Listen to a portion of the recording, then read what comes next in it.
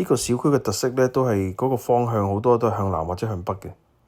咁而家睇一套2200幾尺嘅，可以有4房3個衞生間嘅屋。呢個仲送埋太陽能添。呢個公司嘅優點就係非常之 efficient，呢啲屋冇煤氣費啦，冇 PG&E 嗰張單啦，同埋電費都好平嘅。唯一嘅缺點就係佢後面有笪空地啦，就唔知以後會起啲咩啦。咁但係都個位置都算唔錯，附近都有學校、小學、初中、高中，行過去都可以。Oasis Park 都 OK， 都行到去。咁佢材料都唔錯㗎，比後面嗰間公司都好啲㗎。有樓上樓下得9尺司令，牆身都有 insulation， 同埋都係 2x6 嗰啲木啦，都係好啲嘅。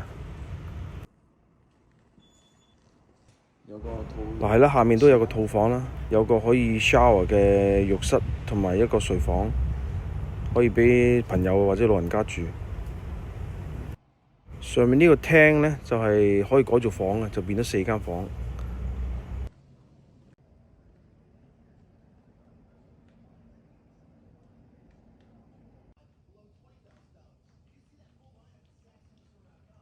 好啦，我睇下主人房啊，都幾大幾光猛。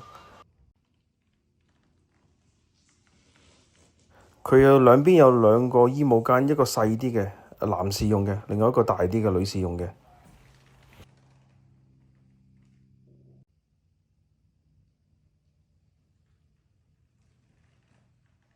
好啦，今日睇到呢度啦，多謝大家。